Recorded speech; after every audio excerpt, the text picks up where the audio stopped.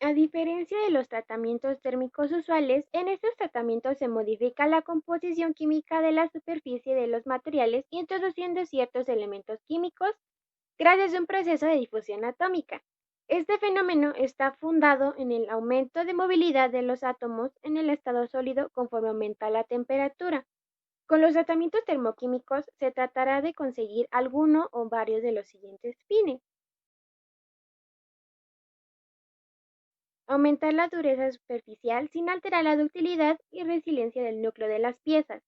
Favorecer las cualidades de lubricación y rozamiento.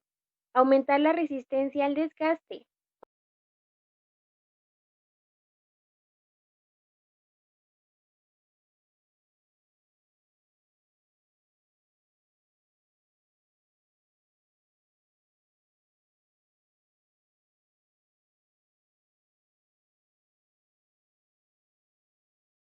Aumentar la resistencia a los esfuerzos de fatiga. Mejorar la resistencia a la corrosión, aunque este será un fin secundario. Según la naturaleza del agente endurecedor, así serán los tratamientos termoquímicos, los cuales diferirán unos otros, si bien todos exigirán una preparación previa al tratamiento. En los tratamientos termoquímicos se modifica la composición química de la superficie de los materiales, introduciendo ciertos componentes químicos gracias a un proceso de difusión. Con esto, se trata de conseguir aumentar la dureza superficial sin alterar la ductilidad y resiliencia del núcleo de las piezas, favorecer las cualidades de lubricación y rozamiento, aumentar la resistencia al desgaste, aumentar la resistencia a los esfuerzos de fatiga y mejorar la resistencia a la corrosión. La cementación sólida o cementación en caja es un proceso en el que el monóxido de carbono, derivado de un compuesto sólido, se descompone en la superficie del metal en carbono o dióxido de carbono. El carbono formado es absorbido hacia el metal por difusión. En este proceso se llevan a cabo varias reacciones químicas. Ya el dióxido de carbono formado reacciona inmediatamente con el material cementante fresco, para producir así monóxido de carbono. La reacción descrita se ve favorecida por activadores tales como carbonato de bario y carbonato de sodio.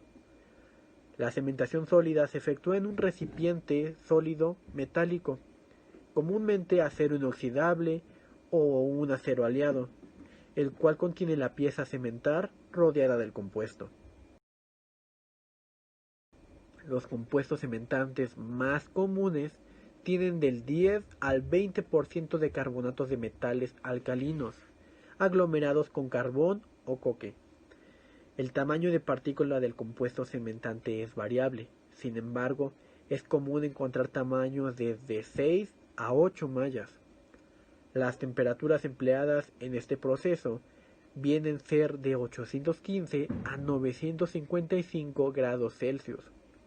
Y en este proceso hay varias ventajas, tanto que primeramente no se requiere una atmósfera preparada. El proceso es económico y aparte se aplica para engranes, piñones, cuñas o materiales expuestos a desgaste. Con esto se obtiene una buena profundidad de cementado de hasta 3 milímetros y puede realizarse en el temple en forma directa.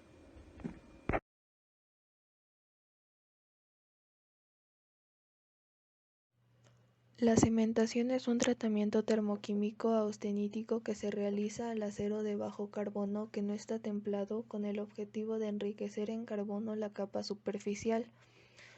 El material se austenitiza en una atmósfera o en un ambiente rico en carbono, el cual difunde hacia el interior de la pieza permitiendo a la austenita disolver altos porcentajes de este. Se somete al carbono elemental a altas temperaturas para que se produzca su difusión dentro del material de la pieza. Gracias a la cementación la pieza tendrá dos capas, superficie cementada y núcleo sin cementar. Después de la cementación, la pieza se somete a temple y revenido a bajas temperaturas. El núcleo, debido al bajo contenido de carbono, no admite temple, queda tenaz y puede trabajar bajo cargas dinámicas, y la zona periférica adquiere temple a una profundidad de cerca de 1 milímetro, haciéndose resistente al desgaste por rozamiento. Cabe señalar que la cementación en lo posible debe usarse en aceros en los cuales no pueda crecer mucho el grano y se pueda templar directamente. Para la cementación en medio sólido, las piezas limpias y libres de óxidos se colocan en la mezcla de cementación, dentro de cajas de chapas de acero soldadas y selladas. Estas cajas se cargan luego al horno de cementación y se mantienen ahí durante varias horas hasta obtener la profundidad de la capa de difusión deseada. Como mezcla de cementación se puede utilizar la de 70% a 80% de carbón vegetal finalmente pulverizado, con un 20% a 30% de alguno de los siguientes carbonatos: carbonato de bario, carbonato de sodio o carbonato de potasio, que actúan como catalizador y que contribuyen al desprendimiento del carbono en estado elemental, necesario para la cementación. Para el sellaje de la tapa de la caja de cementación puede utilizarse una masilla hecha con arena de fundición mezclada con silicato de sodio. La cementación sólida se efectúa en un recipiente metálico cerrado, comúnmente acero inoxidable o un acero aleado, el cual contiene la pieza a cementar rodeada del compuesto.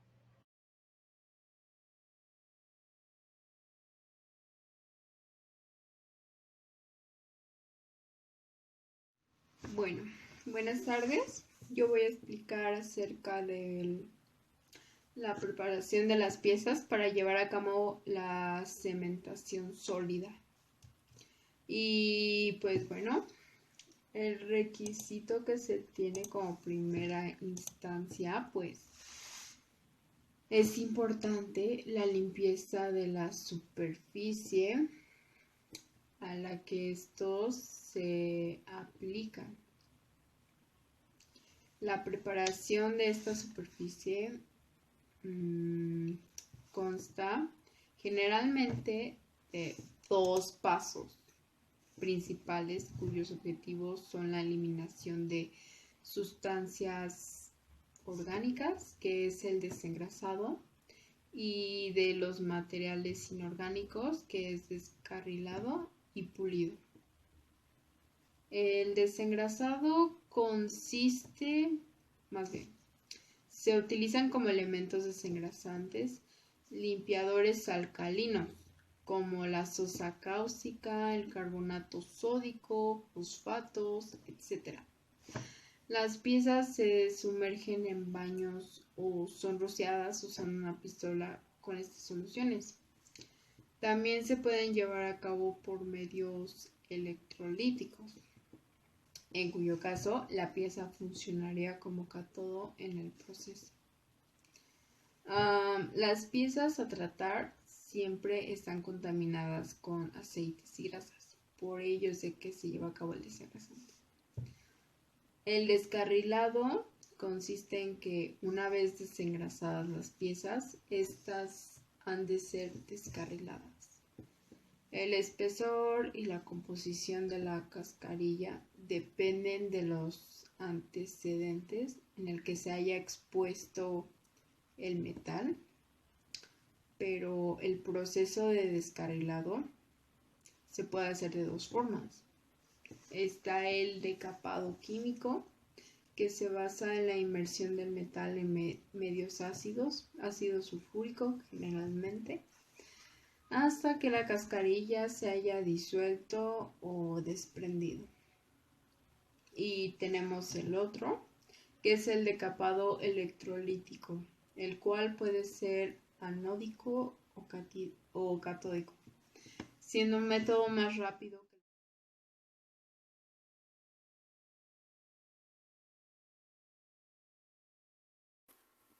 Ahora vamos con los factores de la cementación. Está la composición del acero. Los aceros pueden ser aleados o no, si bien es muy importante que sean pobres en C, o sea que tengan menores al 0.2% C, para no encontrar núcleos sobreendurecidos. la estructura del acero. Está demostrado que en los aceros de grano fino la penetración del C se hace más dificultosa y de forma más irregular. Tenemos los agentes cementantes. El medio ha de poder suministrar carbono en este atómico o naciente.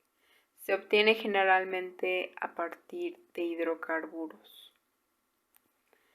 Temperatura de cementación. La temperatura se ha de mantener por encima de la austenización completa.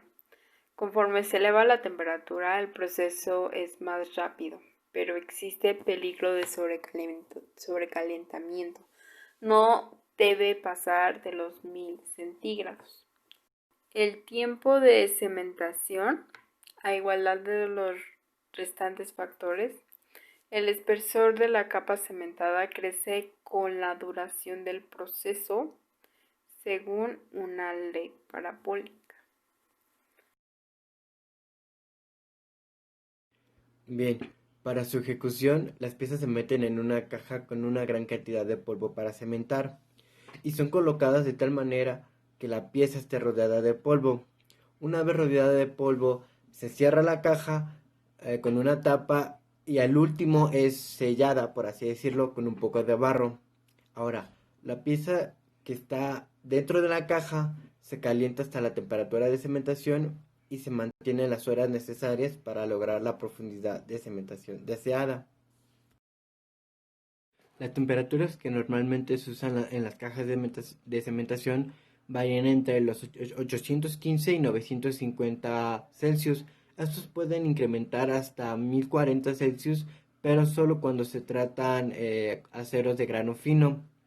Ahora, para la velocidad de cementación, dependiendo de la profundidad a la cual se quiere llegar, se incrementa la temperatura. Es decir, si se quiere llegar a una profundidad de 1 milímetro, la temperatura sube hasta 815 Celsius.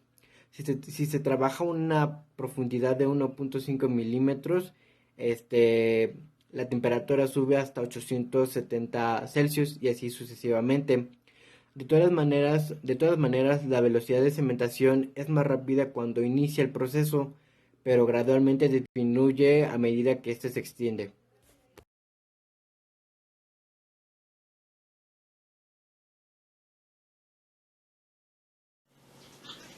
A continuación les presentaremos los aceros de media y alta aleación.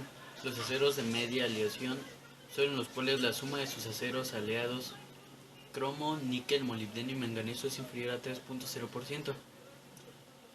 Entre ellos se encuentra cromo molibdeno con cromo 0.20% a 0.30%. En la actualidad se utilizan los aceros de triple aleación y bajo elemento aliado cromo, níquel, molibdeno. Aceros de media aleación. Entre los aceros de media aleación se encuentran los aceros cromo-molibdeno con cromo 1%, molibdeno 0.20% y cromo 0.14%, y también los de la misma aleación y más elevado carbono 0.17%, y también los de carbono con 0.21%. Los aceros níquel-molibdeno con carbono de 0.10 a 0.20%, con níquel de 1.60 a 2.0% y molibdeno con 0.20 a 0.30%.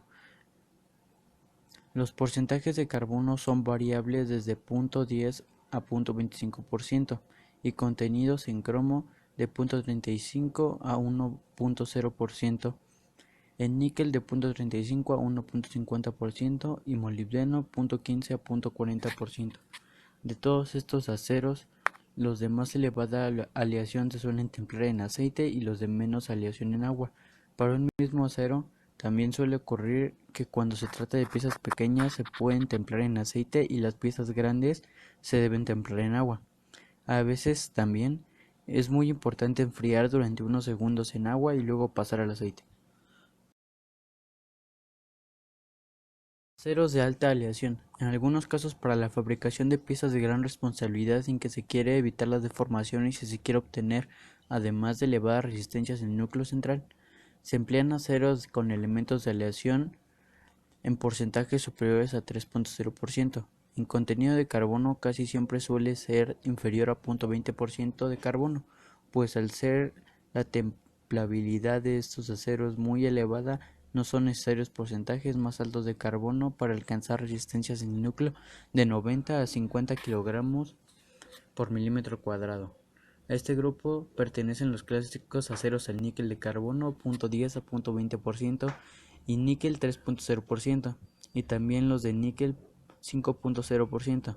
También son muy utilizados para estos usos los aceros cromo-níquel con carbono 0.10 a 0.20%, cromo con 0.75% y níquel con 3.0%, y los de cromo con 1.0% y níquel con 1.0%.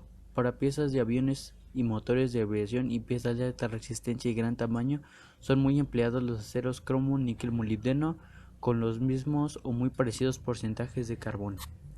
A estos aceros conviene en general conservar el contenido de carbono relativamente bajo para que no se endurezca demasiado el corazón y llegue a disminuir sensiblemente la tenacidad, para evitar la presencia de austenita retenida en la zona periférica después del temple. A veces se da a las piezas tratamientos especiales a temperaturas inferiores a 0 grados.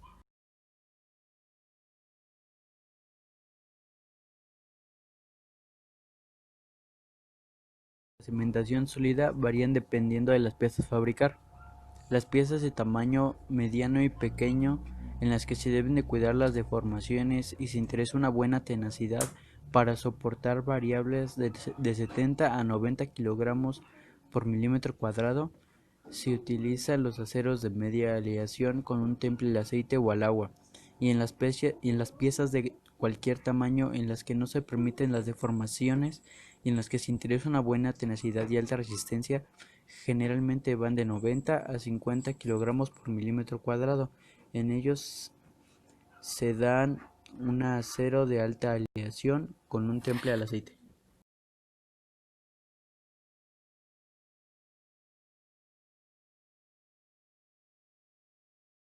Algunas ventajas y desventajas de la cimentación en caja es que se puede usar en una gran variedad de hornos, porque no requiere el uso controlado de atmósferas.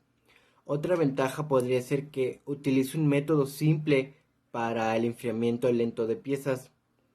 Otra ventaja también podría ser que es económico para la creación de pequeños lotes de piezas. Algunas desventajas podría ser que no es muy adecuado si se requiere una producción de capas finas que requieren controles muy estrictos que otros. Y otra también desventaja podría ser que la velocidad de calentamiento y enfriamiento depende mucho del peso de la caja y del material cementante. Es por eso que se requiere un mayor tiempo de cementación.